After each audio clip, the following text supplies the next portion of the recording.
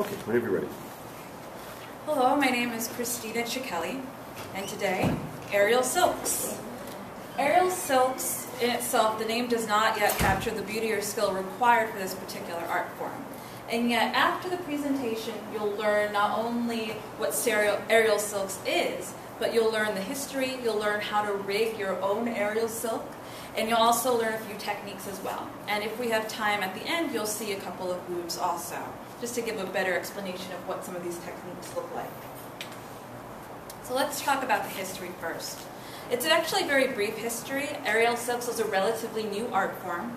As Steven Santos describes in his research, that first it was introduced to the public in 1959 at a French service school.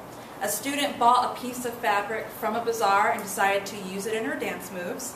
And since then, it has been implemented in both circus acts as well as modern dance.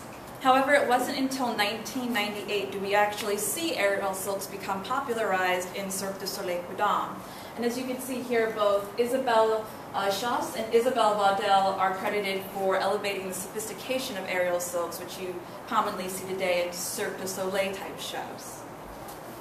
So now that we know a little bit about the history, let's talk about the fabric itself.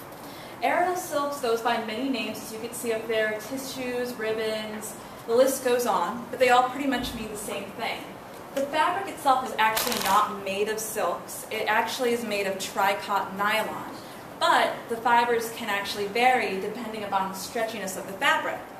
And when choosing a fabric, it really depends on the dancer's skill set and preference. So for beginning dancers who aren't used to climbing just yet, they might get low to no stretch fabric so they can climb easier on it. But if you're an experienced aerialist, then you would choose medium to high stretch. That gives you a lot more versatility in the type of moves you want to perform, and it gives you a lot more comfort when you're actually performing drops. Let's talk about rigging the equipment, because that is very important in terms of making sure it's a very safe dance that you're doing. As you can see, there are a few components to actually rigging a silk. The first is a rig point, which is pretty much any specific point that you can actually start to attach the rest of the rigging equipment. The rescue 8 is actually a piece of rig where you can fold the fabric through it, as you can see above in that figure. And that actually holds the silk firmly in place. That way it won't be swinging around too much anywhere. And the swivel is actually used for two reasons. It prevents lines from getting all tangled up, and it also allows the silk to move freely. So you can perform spins and a number of different moves without having to tangle up the rest of the top. And the carabiner is used to connect all of these different attachments together. Now let's talk about the most fun part. It's the actual techniques. The following applications that I'm going to be talking about today come from Rebecca Leach's instruction manual for aerialist beginners. Let's start with the basic climb. That's where, if you were in an aerial silk class, that's where most of us would start. Because if you don't know how to do a basic climb or stand, then you won't be able to move on to some of the more challenging and exciting, fun techniques.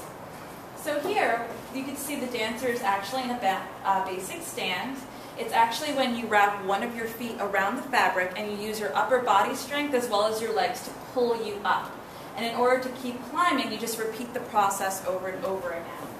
Here's some tips as to how you want to perform a basic stand. The instructor and teacher Rebecca Leach, she does suggest that you keep your knees bent, so that way your feet are really high and you can go ahead and make a lot of height on your silk. Next, let's move on to footlocks. Those are the next kind of things that you would start learning if you were in an aerial silk class. A footlock allows you to secure your foot in place, so that way you can do a number of different moves using it. As you can see at the top right, that is a secure footlock. And basically you pull the fabric towards you when you're in a basic stand, and then you wrap it over the wrapped ankle and under the foot. And as I mentioned before, it can lead to some really cool moves, such as the aerial split. Mind you, you don't actually have to perform a split on the ground in order to do it in the air. The gravity kind of helps you. And in this case, both of the feet are in a foot lock. And then over here at the bottom right, you see the Rebecca split, and that's when one of the feet are in a foot lock, and as if you can notice, her free leg is actually hooked around the leg, and that gives her a nice triangular shape. So what would be the most exciting part of seeing any kind of aerial silks performance? It would be the drops. Hangs and drops. Now, in order to do these are usually reserved for more experienced aerialists, because then at that point you're going to be really high up in the air. You don't want to do it close to the ground or else you'll hit your head. And at that point you'll also be able to maneuver in and out of different drops. However, with beginners, they can actually start to learn dropping just by doing an ankle hang, and it's being demonstrated here. It's because it's a really simple move and it's a lot of fun to do. When you're in a basic stand, you pretty much wrap the entire fabric around your ankles and then slowly descend down, and thus creating that shape. And then you can go ahead and pull yourself up, giving you that nice long back. There's also the Ramon wrap, or the ramen wrap, and that usually is the starting point for a lot of aerialists who are about to drop. In fact, it's kind of like a foot lock for drops. It kind of starts you off, and then from there you can go ahead and perform these more advanced moves. And it basically just means tying the ribbon around the midsection so that way you're able to perform the drop, and yet you're still attached to the fabric very securely. From there, you can go on to a number of different moves. One is called the windmill star drop and pencil drop, and that's just a combination of different drops, all starting from the ramen wrap. So, that concludes my aerial silks presentation. Again, aerial silks is a relatively new art form, and you can definitely find it in both circus arts and modern dance. It requires rigging equipment in order to maintain safety, and dancers can also learn how to, again, do climbs, foot locks, wraps, but they always do it closer to the ground before going up in the air. And anybody can learn this. It doesn't matter how old you are or how physically fit you are. Here are a number of tips in case you are ready to climb. You want to make sure you never climb alone. Always have an experienced instructor with you. You don't want to take what you've learned today and do it at home, nor do you want to rig your own equipment. You always want to make sure to have somebody with you. And you always want to start with a proper warm-up and end with a stretch.